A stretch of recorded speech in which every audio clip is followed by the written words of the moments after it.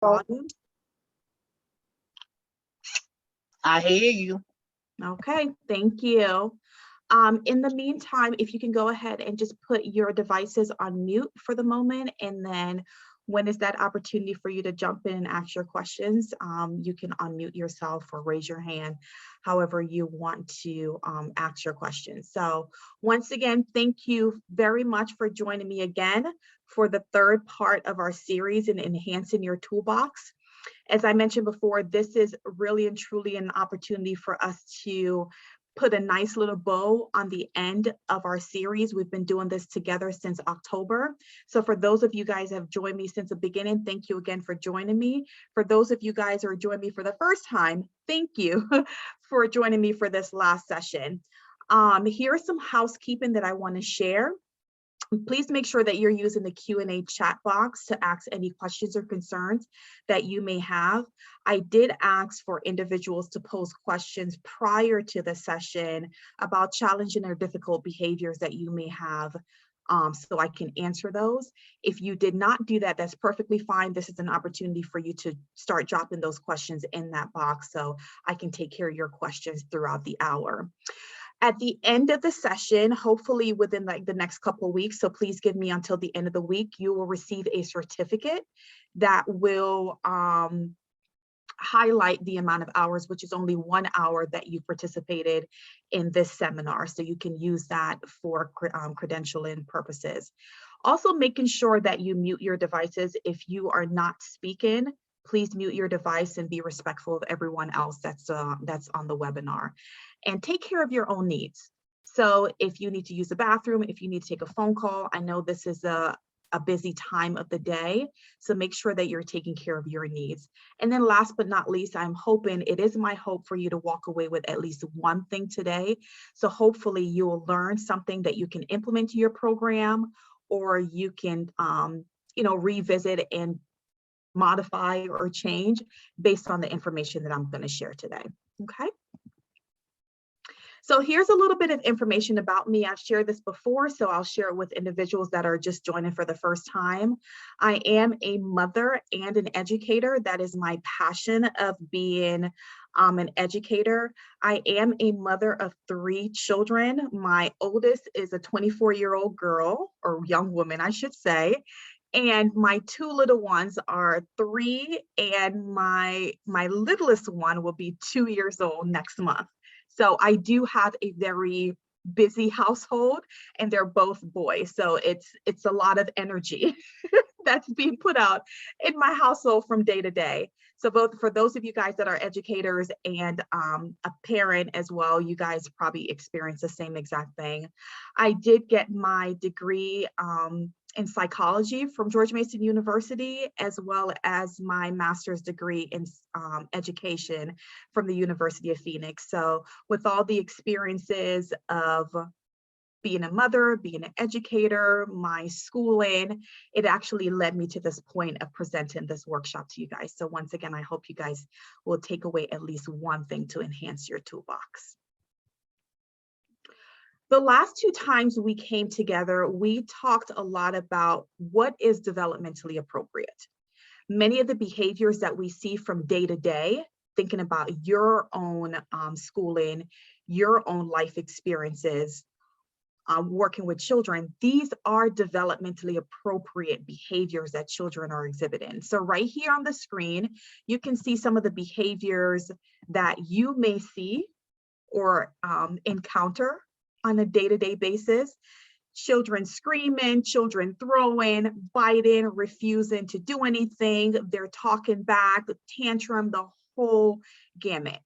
But when we stop and really look at it, these are behaviors based on a 2, a 3, a 4, or 5-year-old children. They're doing it because they're still trying to figure out who they are, and they're trying to figure out their world.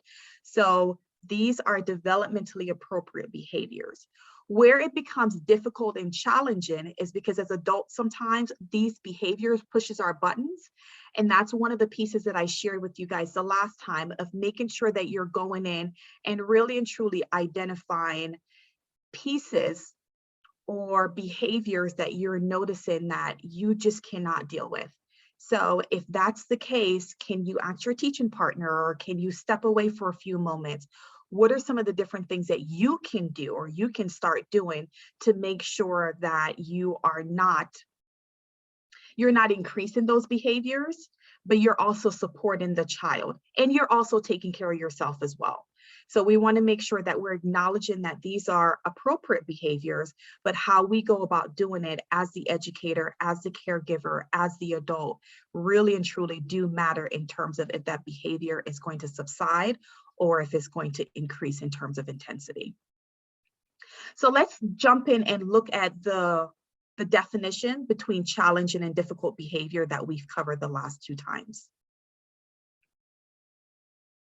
So with a challenging behavior, when you are looking at a behavior, in order for you to determine if it's challenging versus difficult, we want to make sure that you are highlighting some of these different points. So does the behavior interferes with the child's cognitive, social, and emotional development? Is the behavior harmful to the child and others around them? And the last one on this list, does the behavior put the child at risk for social problems and school failure? So when we're thinking about, let's go back to these pictures, when we're thinking about a child crying, does that interfere with the child's cognitive, social, and emotional development? So these are some of the questions that you need to ask yourself. Is it harmful to that child, other children, or maybe others around them? And is that crying putting that child at risk for school failure? And if your answer to that is yes, then more than likely it will be a challenging behavior. If your answer to that is no, then that falls into the category of being a difficult behavior. And it's difficult because that behavior, crying, for example, it's only temporary. It does not prolong over time. The child is just crying because maybe they missed their family member who dropped them off. Maybe someone took a toy from them. Maybe it's their first time in your setting and they just don't know how to deal with the overwhelming amount of toys or just newness of the environment. So that behavior, that crying, is only for a short amount of time. The crying, it may interfere with the child's social development. So because the child is crying often, it may interfere with that child, making friends, interacting with you and their peers. We also have to consider that it will be a difficult behavior if the crying is only happening with you, or it's only happening at home, or only happening on the playground. And then last, that crying is going to eventually stop. So there's no need for you to use any form of intervention or bring in a specialist or any additional support. So once again, when you're looking at whether a behavior is challenging versus difficult, you really want to make sure that you look at all the different avenues to cover where that child may fall in terms of if it's affecting them throughout the day or just pieces of the day. Okay.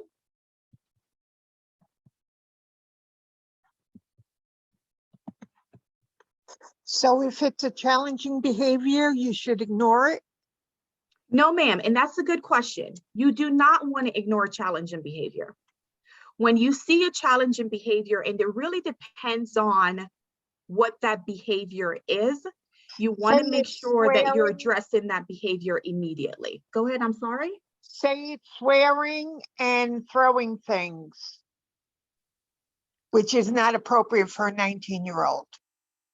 Okay, so yes, for a 19-year-old student, not a child, definitely you want to address those behaviors immediately, because the throwing, whether it's, throwing a cup, throwing a chair, throwing any other object, it can be detrimental to that child and others around them. They can be seriously injured. So you want to make sure that you intervene immediately. So whether you're taking that child out of that environment or you're removing yourself and the other students out of that environment immediately so no one's getting injured. And I think you also mentioned swearing. Yeah, swearing. He's a 19-year-old chronologically, but mentally he's younger, but I address his behaviors as a 19-year-old. So to be honest with you, if chronologically he's at a lower level, that's where I would suggest for you to start, because physically you're looking at him and on paper he is 19 years old, but Right. mentally and cognitively he may not be able to identify some of the behaviors that he's exhibiting. It's the same exact thing for a 2, 3, and 4-year-old. They're trying to figure out, if I do this, what are my consequences? So I would suggest for you just to take a step back and not necessarily treat him as a toddler or maybe a preschooler, but address those behaviors the same exact way you would do a toddler or a preschooler. Okay, But that's a great question. Thank you. thank you. And that's somewhat kind of feed into this slide. So there's a function to every behavior. As adults, as children, as young adults, we are all doing a behavior for a reaction, for a consequence, for a reason. So we're either doing it for attention. It's like, hello, here I am. I'm going to throw that toy because I want to see what you're going to do. Are you going to eventually just stop doing what you're doing and pay more attention to me? Are you going to give me that remote to watch the TV that I've been asking for? Or are you going to put the proper steps in place to let me know that what I'm doing is inappropriate? The other thing is for escape. We do the same exact thing. We don't want to do something, so we're going to get up and leave, or we're running away, or we're avoiding it. And avoidance and escape can look so different for children across the board and also adults. So we want to make sure that we're using the proper tools to identify when a child is escaping and avoiding. And if you do have that close relationship with that child, you should get to the point where you're knowing, okay, I know at 11:30. And for those of you guys that were on the last time, I did show a scenario of a child that escaped out of the classroom every time during lunch because he noticed that there were others on the playground. So I want to make sure that you guys are identifying the different times of day or the different things that's actually triggering for that child or for that student for when they're escaping or avoiding a task or situation or maybe an environment. So the other function of behavior is tangible. The child is doing something because they want something. So whether it's the iPad, whether it's to listen to music, whether it's your attention, they want something that they can hold on to. And attention meaning that, you know, they want a hug from you. They just want to be next to you. It could also be sensory. We all have our own sensory need. So as educators, as the caregiver, as the adult that's working with that child, we want to make sure that we're identifying and meeting those sensory needs. So if you don't know what those sensory needs are, I would suggest for you to start doing those observations using the ABC chart, which I'm going to show you next, of some of the different things that you can write down and jot down to capture what that child is doing, what behavior they're demonstrating, how you're actually responding to them, and then how you're meeting those needs. Okay. Any questions before I move on?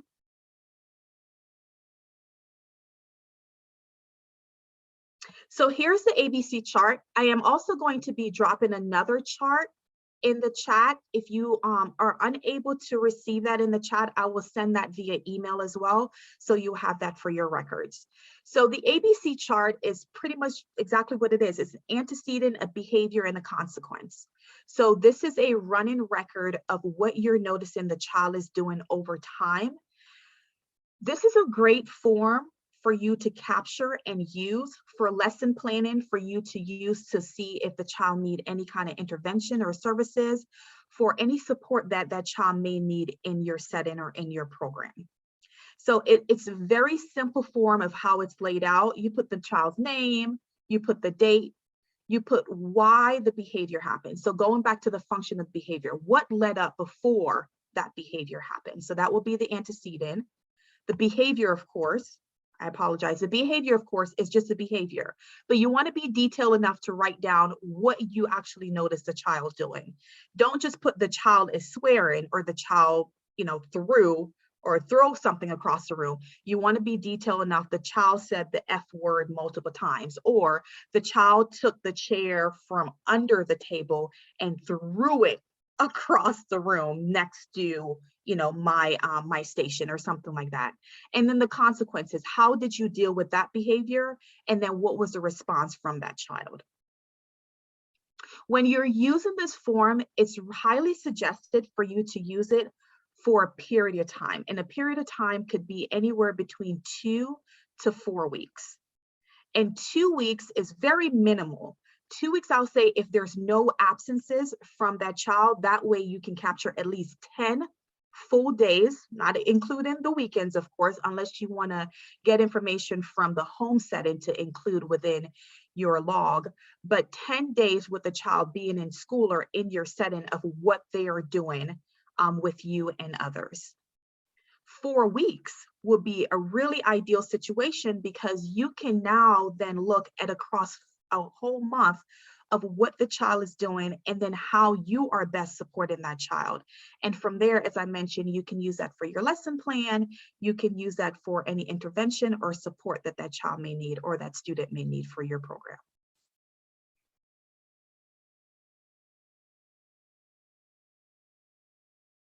Now, when we're looking at how to support those behaviors, those function of behaviors, here's some appropriate and inappropriate ways for you to do that. So the appropriate things for you to do when a child is needing your attention is to sometimes ignore that undesired behavior. And that's called planned ignore. So children and individuals are going to demonstrate different behaviors, sometimes at the same time and sometimes at different time. You as the individual that's working with that child or individual have to determine which behavior, now going back to your ABC chart, that's when that comes into play, of which behavior you're going to tackle first.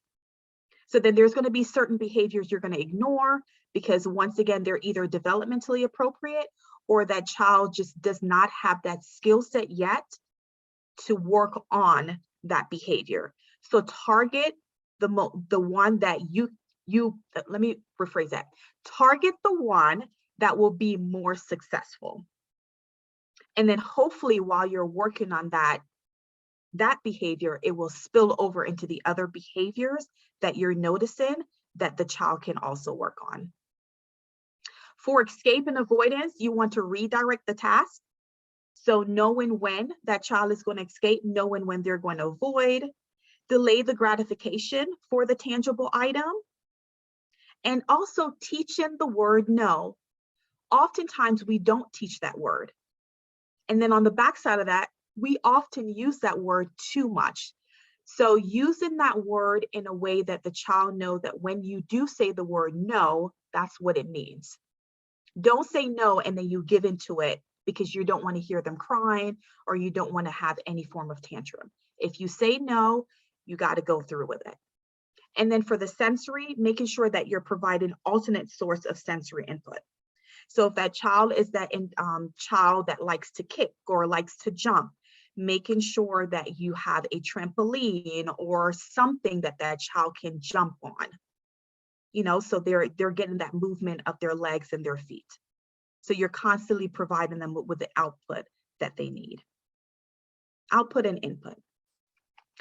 So here's the opportunity that I'm going to turn over to you guys before we jump into a little bit more strategy that you can use for you to ask any questions. And I'm going to go to the chat box. I see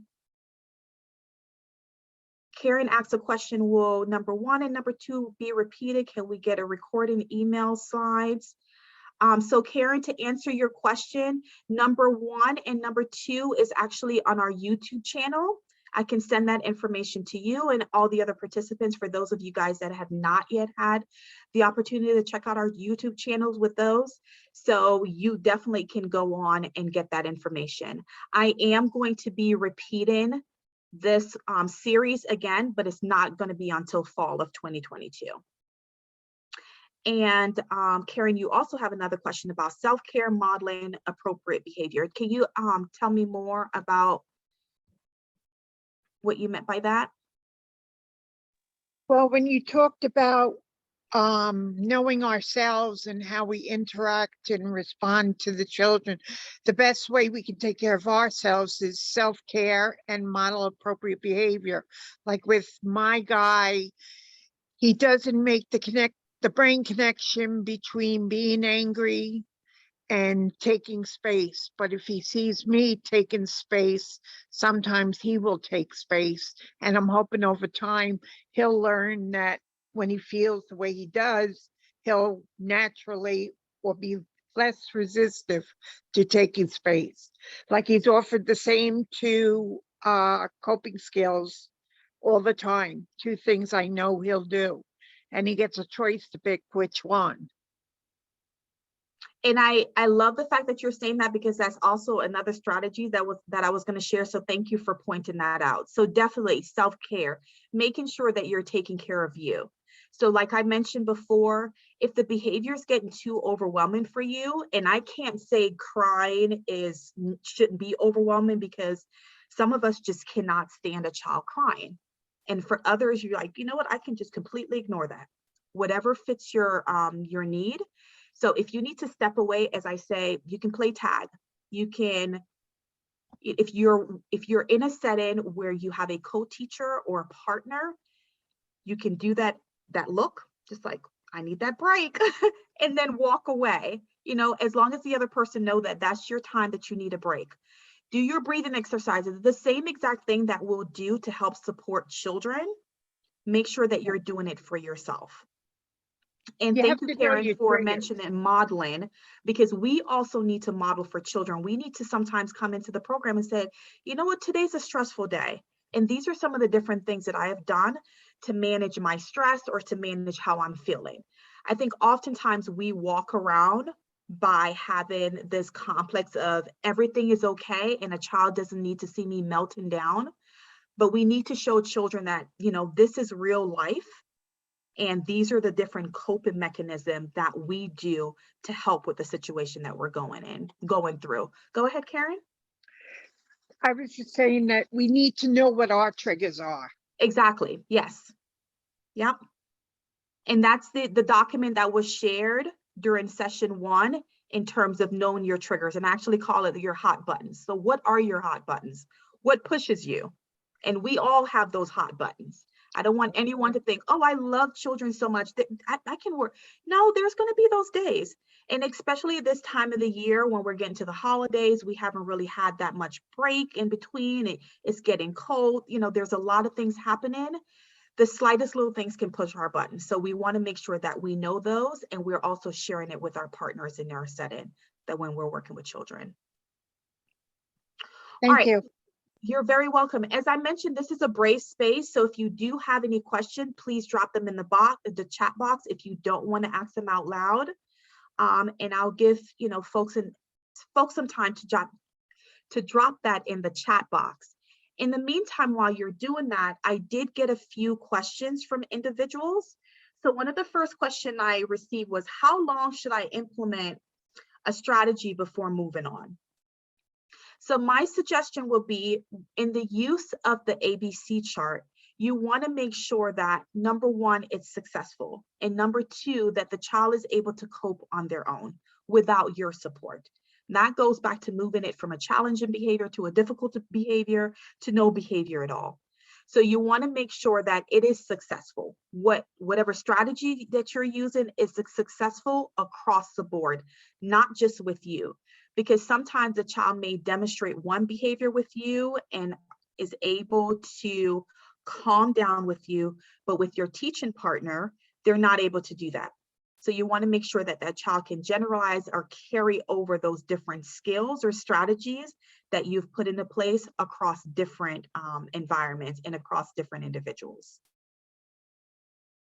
The next question that I received was, what if the child exhibit multiple behaviors? So it goes back to what I've mentioned before. You want to make sure that you're tackling the behavior that you can be more successful with.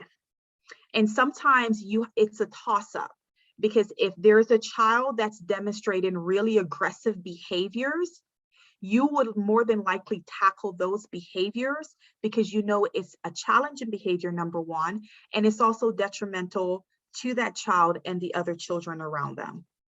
So tackling the behaviors that you know will be successful and that is also going to be affecting the child and others around them. So those are the behaviors that you definitely want to tackle first. If the child is demonstrating multiple behaviors, you want to go back to your ABC chart and also highlight those behaviors and seeing if you can move them around. So if it's kicking, biting, screaming, and then the child is not sharing, I know that can be challenging for some, then you want to go in and say, okay, out of these 4 behaviors, which is the most challenging? Not difficult, but challenging. And if it is indeed that the biting is more challenging, then that's the one that you want to tackle. I would suggest tackling that one and maybe one more, but no more than 2. And as I mentioned before, then those 2 that you're working on can bleed into the others. And I also do want to point out, speaking of biting, and I don't know if you guys can see this book. So this is a series of books. Let me know if you guys can see it. And this one specifically is teeth are not for biting. And I'm showing you guys these books because I use them with my own children. So I mentioned I have a 3-year-old and an almost 2-year-old. So they do use their teeth oftentimes to communicate what they want or their dislike. It is a developmentally appropriate behavior. And I've been in situations where I've seen individuals yell and scream at children, no biting. But we often have to remember that that's their way of communicating. It's not the best way to communicate, but but instead of reprimanding that child, we can use storybooks such as these or anything else that you may have in your library to help them. So it's just a simple storybook of what your teeth are used for. And then other suggestions of what you can do or what the child can do. They even give tips for caregivers and telling the child some of the different things that they can do instead of biting. So we can use our words, we can ask an adult for help, and so on and so forth. You can ask for a hug instead. So make sure that we're not reprimanding the biting, but we're supporting or we're guiding the child to what they can do instead of using their teeth. And it's a good conversational piece. When you see that the child is doing something without biting, you can say, you're using your teeth for eating and chewing. That's what your teeth are used for. Okay, and just leave it as that, because once again, you want to use positive language with children. One of the other questions that I received was, what strategies or what suggestion do you have for more than one child demonstrating similar or difficult behaviors? And I'm smiling because that can be challenging in and of itself. So my suggestion will be is creating a team of individuals that are going to be supporting you with those children in your program. You taking on all the behaviors that are being demonstrated in your classroom all at once can throw you in for a loop. It is very overwhelming. For those of you guys that are working with pre-K children, you know that setting can be extremely large, up to 20 children. For those of you guys that are working with infant toddlers, sometimes it can be 8 children plus. So you want to make sure that you are having a team of individuals that can support you. You can tackle one child or tackle one behavior, and the others can tackle, everything else. So don't take it all by yourself. You're not, Superman, Superwoman. Just making sure that you're identifying those behaviors that you do want to tackle first and getting your team to come on board and support you along the way. And speaking of teams, we do want to make sure that the family is part of that team. So in order for anything that you're doing in your setting to be successful, you want to make sure that the family is part of the equation. So they're carrying over the strategies that you're using in your setting at home as well. That's the only way you're going to see it be successful at a very quick and faster rate than if you're just doing it by yourself. Okay. 2 more questions that I received, and then I'll turn it over to anyone that may have additional questions for me. I feel lost at times. What should I do? So going back to what Karen said, take care of you and owning it. When people are asking you how you're doing, say, I'm struggling. This is very difficult for me. I don't know what to do. I do need help. Making sure you're being honest with the situation. I don't want you guys to put the blame on the child, because the child or that individual is only doing what they know to do. They only have the tools that were given to them. So if we're talking about a 2-year-old, we're talking about a 2-year-old that's still learning their world, a 5-year-old that's still learning their world, a 19-year-old that's on the level of a child that may be of like a fifth grader or lower than that, is also still learning their world. So you have to own that and say, I am struggling. When you're seeing that your teaching partner, other teachers or educators around you are in that same boat, don't place blame. Try to find out the ways that you can support them.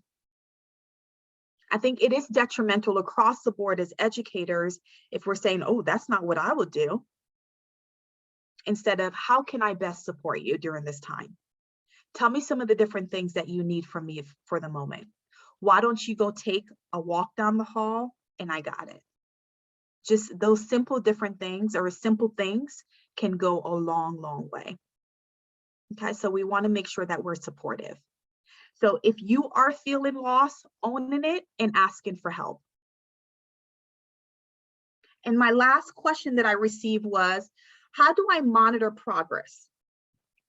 So you monitor progress based on what you've always been doing. You've created lesson plans, you've created, you're doing instruction with children on a daily basis. So if you already have a system and plan, incorporate or use that existing system to now start documenting the behaviors that you're seeing and the progress of those behaviors. Because this is a good way for you to incorporate what the child is learning and what they're still struggling or areas that they're still struggling with into your daily routine to make sure that the child is able to do those different things. Once again, not just at one time of the day, but across the board.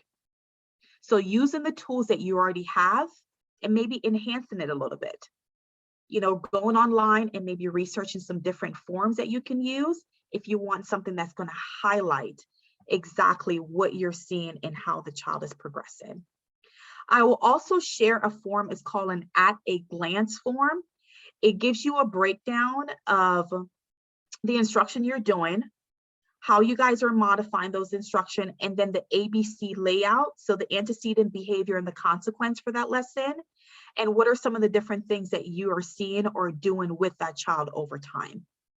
So it's a nice form that you can use as well. So that would be my gift to you as a way. And it is a PDF form, but you can always redo the form and add different pieces on it that you feel that's missing, that's going to fit your setting or fit the need of that child. Okay. Any questions for me before we move out of our brave space?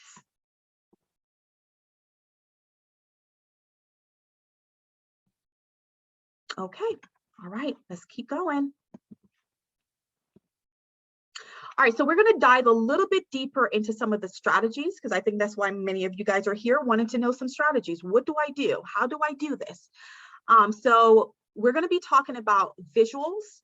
How do you use visuals to support behavior? We're also going to be talking about time. How effective is time when we are supporting children with challenging and difficult behaviors? Knowing what to do instead of what not to do. So we want to make sure that we're telling children or giving children positive language instead of the negative languages. And then using behavior specific praises and then reinforcements. So these 5 points hopefully will be fleshed out before we end the session today.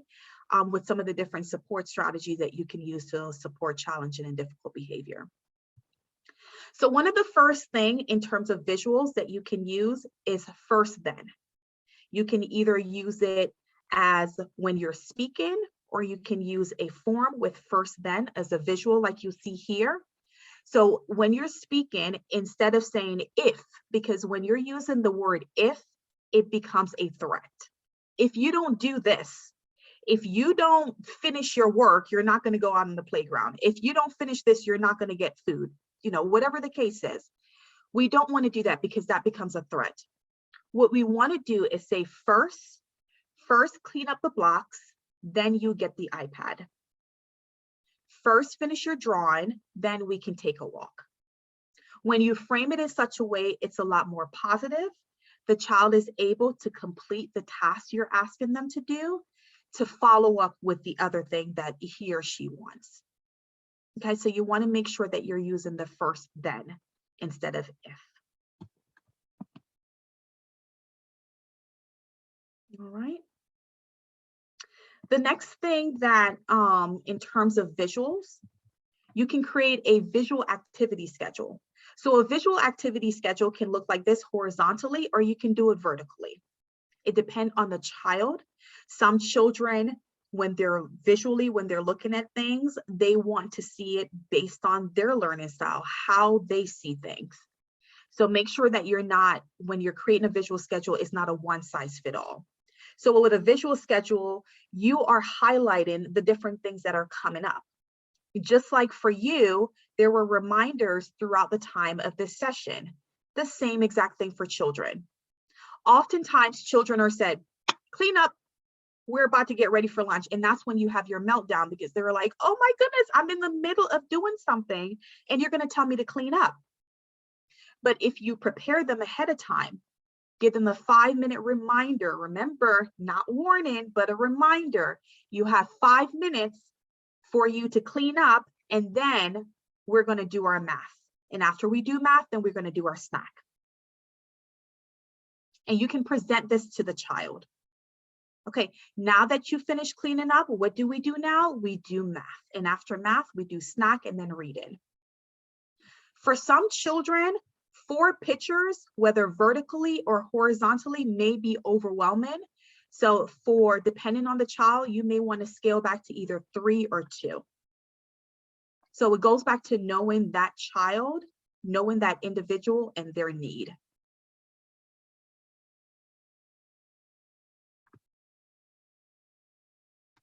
Another visual that you can use is called a social narrative or a social story. And I'm also going to be dropping this in the chat and also send it to you via email as well. But this is just a snapshot of a social story that I've created for children that I've worked with before in the past. So when we're going back to that example that I gave earlier and the use of the teeth are not for biting, you can couple this book with a social story by telling the children that it does hurt. And it could be very, very simple language, very short for the child to get the point. So as you can see here, it just states, sometimes I get mad when a classmate bothers me. And you can change this language. When I send it to you, it's going to be in a Word document. So you can change it however to fit the child and to fit your setting. When I feel mad, there are things I can do and things I cannot do. One thing I must not do is bite someone because biting hurts. And it gives you the picture. My suggestion will be, when you're creating these social narrative, when you're creating these social stories, you want to use pictures of the child. Of course, you don't want to use a picture of a child biting anyone, but maybe you can find a picture of a real life person with their hand on someone's arm. Or maybe you can have, if you have older children, maybe you can have them pretend that they're biting, just so that child that you're working with are going to be supporting can actually visualize it. A lot of times when we use animation, as you can see, the one in the middle, it's not really clear. I'm not sure if that's supposed to be a picture of a man or woman, but children like to see themselves in the picture. So make sure that you're using real pictures. Okay. Before we jump into reinforcement, the other thing that I want to talk about is time. So making sure that your prep time, so setting enough time aside for what's to come next. Oftentimes we're in such a rush, and I guess you guys can hear me saying we, because I'm part of this equation as well. We're in such a rush to move on to the next task that we're not giving children ample time to finish what they're doing or to process what we're asking them to do. So make sure that the prep time and the wait time is, prep time is ample, and the wait time for children not to be sitting and waiting for you for too long to do another activity. That's oftentimes when you see a lot of the behaviors popping up. So if you know you're not going to have snack ready until 12:30, don't sit the children in their chairs or have them wash their hands and sit down at 12 o'clock, because in that 30-minute time frame, there may be behaviors that you're going to see because the child is just sitting and waiting for you. If you have to have the children, if you're by yourself and you have to have them in a chair waiting for you to prep meals, then give them something to do. Give them, some sensory activity. Maybe they can read a book. You can tell them stories, have them listen to something, but having them do an activity within that 30 minutes prior to lunch. But having them sit there, you are going to see behaviors. Okay. I do want to go to the chat because I see a couple of messages. Okay, so those are the pieces that I'm dropping in the box for you. So making sure that you guys are checking those out. The next thing that I do want to talk about is what to do instead of what not to do. So instead of saying, don't put your hand in there, or don't run, rephrase it by saying, I want to see nice hands. Use quiet hands, calm hands. Use walking feet. So you're telling the child exactly the positive thing that you want them to do instead of the negative thing. Because the more they're hearing those negative, the more they're going to repeat it. So you tell them what you want them to demonstrate.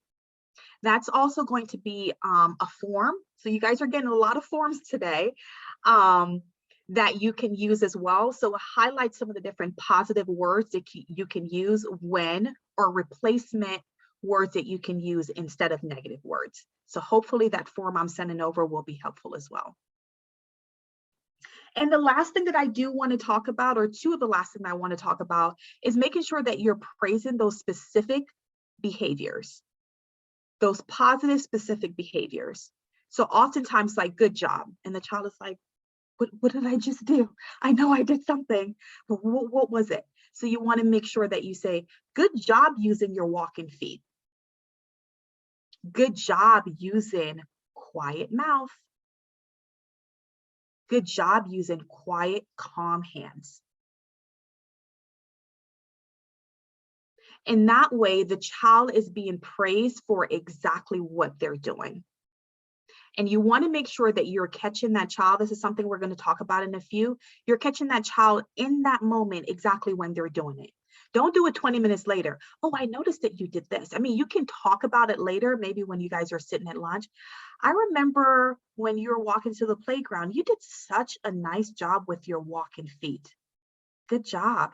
I love seeing when you're doing that.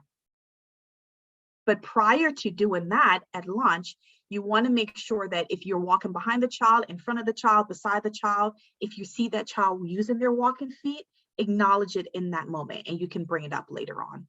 Okay. In terms of reinforcements, we want to make sure that we are reinforcing the desired behavior immediately and frequently. So going back to what I just said. So aim for 5 to 6 times as many reinforcement following a desired behavior as compared to undesired behavior. So if you think about how many times you're saying, don't bite, stop doing that, put that down, no running, you want to stop or reduce that amount and replace it with how many times you're saying, good job using your words. Fabulous job with making eye contact. I love when you're using appropriate words. Every time, the simplest little thing the child is doing to increase those positive non-appropriate behaviors, you want to acknowledge it, and immediately. Making sure that you're differentiating your reinforcements. So variety, variety, variety. You are using a variety of things that children can do. And I do want to show you guys a few. So here's my sensory box. It's like an old pretzel container that I used. And for those of you guys that have worked with me before in the past, I've mentioned this to you before. So this pretzel jar has been with me for over 20 years. As I mentioned, my daughter's 24 and I've been in education for that long. So I've had this jar and I just throw every and anything in there that I know can maybe enhance that child's attention, or for me to build a relationship with them, or just to redirect them. So if you're going to a fast food restaurant and sometimes they have those toys, making sure that you guys are collecting them and then throwing them in your bin or wherever you want to. So in here, I have a pine cone, perfect for the season. This is very sensory. Whether, visually you can look at it, tactile, auditory, you can hear it, the child can feel it, and so on and so forth, a pine cone. I also have a ball. There's also cush balls as well that you can use, but this one is just a nice little plastic ball. Once again, you can hear the sound for the child that may just want to squish it. I also have other types of balls in here. I have beads, I have Play-Doh, the list goes on and on. So making sure that you have a sensory bin that you can add items to. Another thing that I do use is also a good old fashioned, I'm not quite sure if you guys can see this, but it's like a tool belt. So it's a good old fashioned 2-pocket belt that I got from Home Depot. I think I got it for maybe 59 cents. And inside, I also have some items that I can use for children. So I have a top, I have a slinky. So whenever I catch the child doing something based on what we're working on or just any good behavior, I can pull it out. I can also use this to redirect them from the non-appropriate behavior that they're also displaying. I also have these, going back to visuals, I have these visual cards that you can use. You can cut them out on cardstock. You can also cut them out on index cards and just punch holes on the end of it and put on rings and just add it or put it on your belt loop. And this is a good way to remind children of what they should be doing in that moment. So if your social story is not right next to you, this is on your belt loop. Shauna, remember, walking feet, quiet mouth, and that's it. And you just move on to the activity that you're doing. You also want to make sure that you're using a small amount to avoid loss of interest. So you don't want to constantly keep giving the child the slinky. Okay, here's a slinky. Here's a slinky. Here's a slinky. Because the slinky is going to lose interest. So making sure that you're identifying, does a child need it every 5 minutes or do they need it every 20 minutes? And in between, you can do those subtle little things. You don't necessarily have to give them a tangible item. Speaking of tangible items and non-tangible items, here are some of the different things that you can use. So maybe a favorite toy or a book. You can use stickers, stamps. You can do anything from the sensory box that I mentioned. Screen time and food. So I put this on here because I know many people use screen time and also food as reinforcement. I am actually opposed to that, but if it works for the child that you're working with, by all means use it. However, I do want to caution you that oftentimes screen time and food can be very hard to take away from that child. So be very careful how you're using it. So if you're using it, you want to make sure that you're set very clear limits of how long that the child's going to be using it for and how long you're going to be using it for. Okay, and we don't, and especially for food, we don't want to withhold food from children. So that's one of my biggest pet peeve. So I know for a lot of children that's on the spectrum, food is their go-to, but if you can replace that food maybe a month later with other tangible item like the slinky and the top and other things that may be of interest to them, I would suggest doing that instead of food. And then on the non-tangible side, a high five or a handshake, finding out the individual that do like those. There's children, none of this stuff on the tangible works for them, but if you go up to them and give them a high five, they think they're on top of the world. So why not do it? Time in. Instead of time out, taking the child out of the situation, making them, sit in a corner on the red chair, whatever it is, have the child sit with you, eat with you, tell a story. That's time in. Give that child that time, because that child may be demonstrating that behavior because they need your attention. So give them that outlet that they're looking for. Positive comments. Catch them when they're doing something good and say something good. Using music, and also breathing. We want to make sure, going back to what Karen said, we want to make sure that we're modeling for children some of the things that we're doing. So is it, let's pause and inhale and exhale. Can we do a yoga stretch? Can we just jump up and down for 5 minutes? And it doesn't necessarily have to be for everyone in your program or in your setting. It can just only be for that individual child. But if you know in that moment that all the children need it, why not? Everyone loves to exercise. Everyone loves music in some way, shape, or form. So make sure that you're taking advantage of that. Okay. We are 6 minutes out until the end. Wow, an hour went by that quickly. So I want to make sure that I give you just a little bit more information, because I do have a little bit more slides to go through. So you want to make sure that when you're enhancing your toolbox, so using the tools in your toolbox, you know the strength of the children. What are their strengths? What are their weaknesses? Provide the opportunity for the child to choose. As adults, sometimes we don't give children a choice. We say, this is it, and there's no negotiation or anything. And I think oftentimes that's what the meltdown happens. For my 3-year-old, I think since he's turned like 2 years old, he started picking out his own clothes.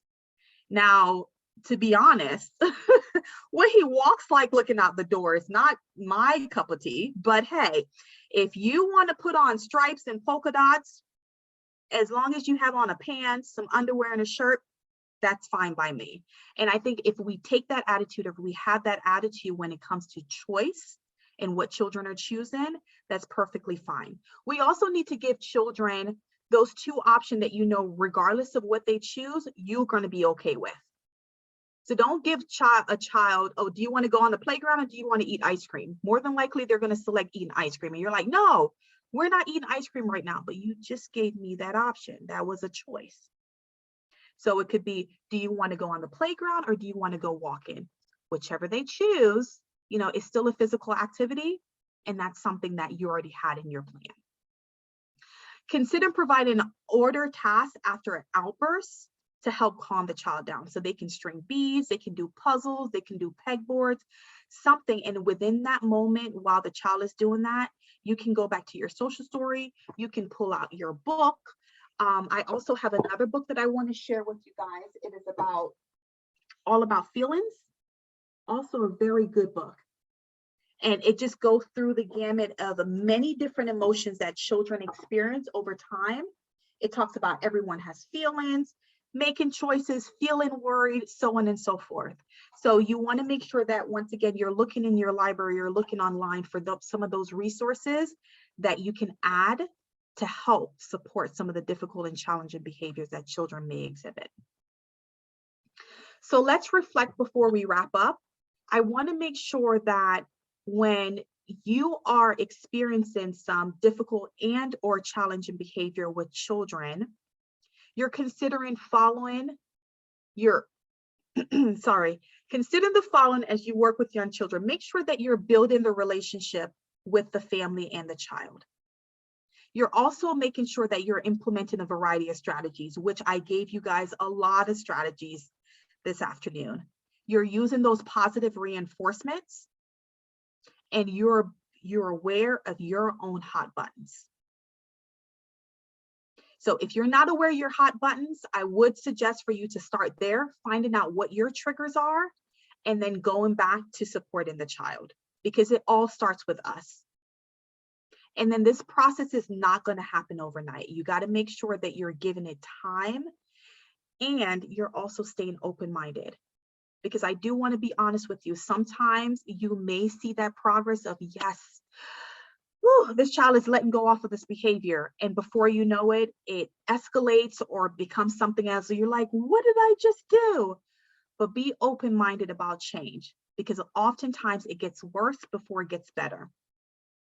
And if you have that team or that partner just to fall back on, or just to have those conversations with about what is happening, or using your ABC chart just to reflect on, did I miss something? Is there something that the child did that, you know, I overlooked? That's a good way for you to start and keep open-minded. Okay. So here's our quote for today. So let's remember this: at the end of each day, despite everything that we encounter and that challenges us, we are still the ones lucky enough to work with young children and young people. So yes, it is a very difficult task. It is difficult, it is challenging from day to day. But at the end of the day, there's also a wealth of positive that we can reflect on, whether it's as a whole group or an individual child. So making sure that you're finding those positive things that that child or group of children are demonstrating from day to day. Here are some of the resources that I have used to create this series.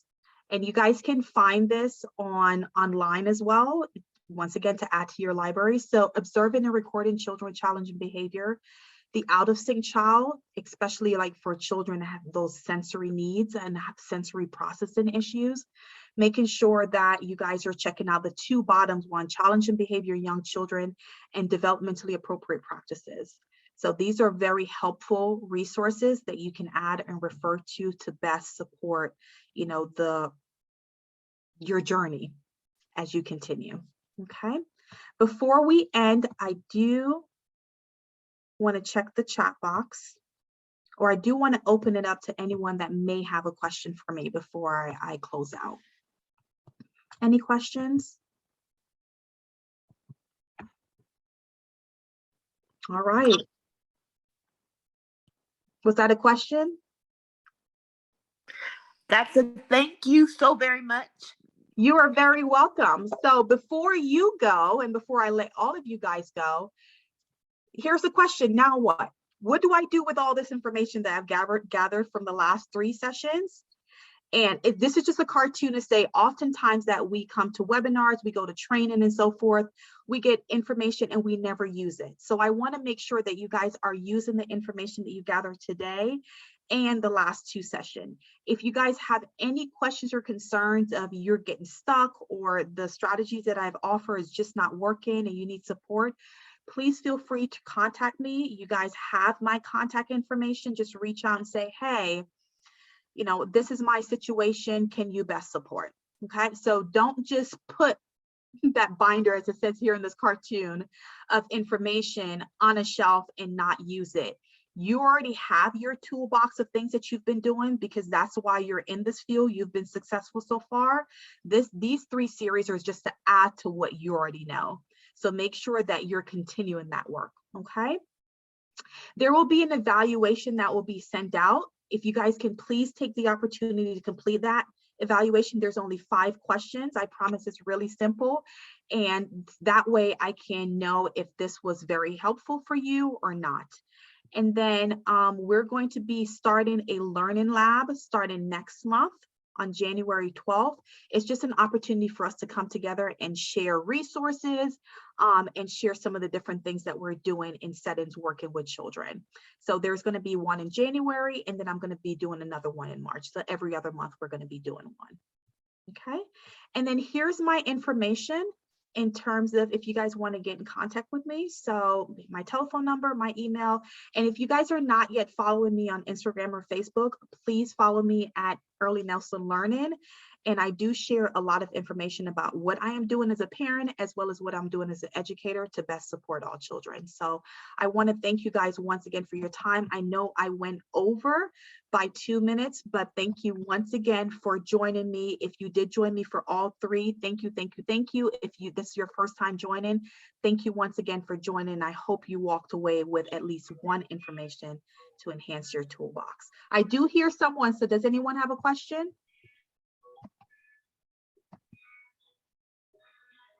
All right, thank you once again and enjoy the rest of your day. Thank you. Happy holidays. Bye. Bye. Thank you. You're very welcome.